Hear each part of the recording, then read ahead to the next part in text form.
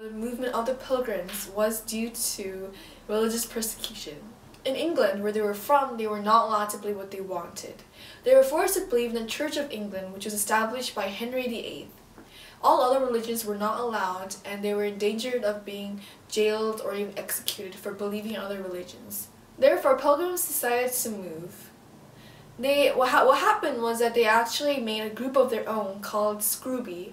The reason where that name came from was because it started from a small village called Scrooby, and they were called the Scrooby Congregation. By February 12, 1609, the people of the Scrooby Congregation received permission to move to Leiden, Holland.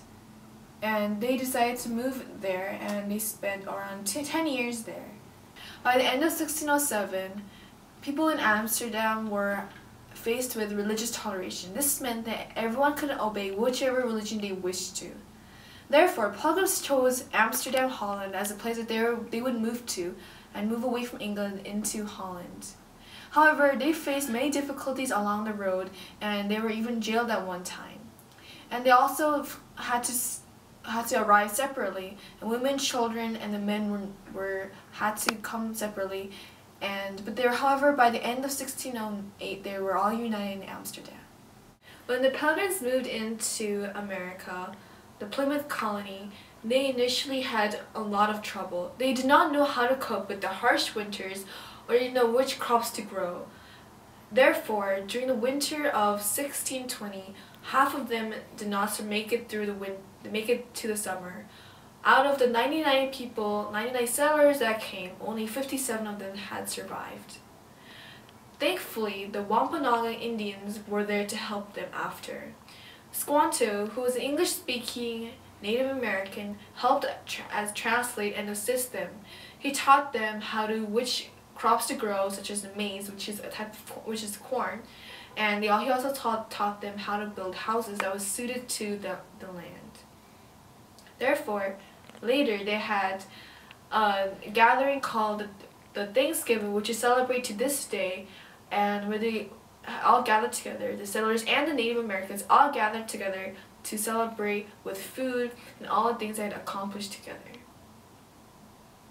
So there were many epidemics in Europe, and as a result, the Europeans developed a stronger immune system than the Native Americans. And when the Pilgrims arrived in America, many of the European diseases that they had with them were passed on to the Native Americans, and many of the fatal diseases that they had with them were smallpox, spotted fever, typhoid, and the measles. And one of the Pilgrim leaders, named Malchus the Elder, actually gave thanks to God for destroying the heathen savages to make way for the better growth. And in this case, as the better growth, he meant the Europeans, or more specifically, the Pilgrims.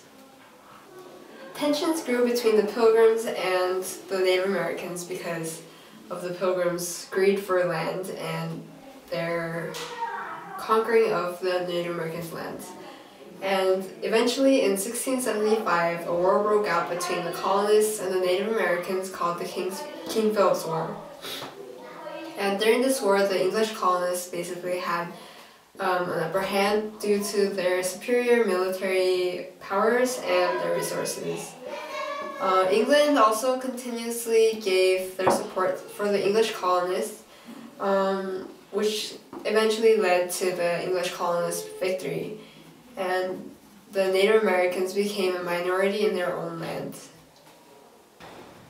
When you think of a few key ideas about today's United States of America, what do you think of? You think of the political side, yes, more specifically, self-government. But what encouraged such self-government from the start? Well then, let's go back to the beginning. The Pilgrims, the Puritans, and other settlers wanted a long-term commitment that would help mold their society. That commitment was the Mayflower Compact. The Compact was the first document of governance of the United States of America. The Compact encouraged people's core values, rights, and the political aspects. This is how self-government was encouraged, and the Compact started to become a major influential document.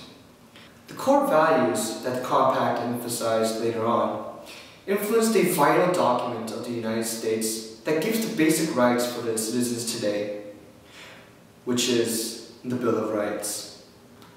Overall, the Mayflower Compact was definitely a necessity for the development of what we call today's United States of America. It was a major influence throughout the political values and the Pilgrims' commitment for their unification.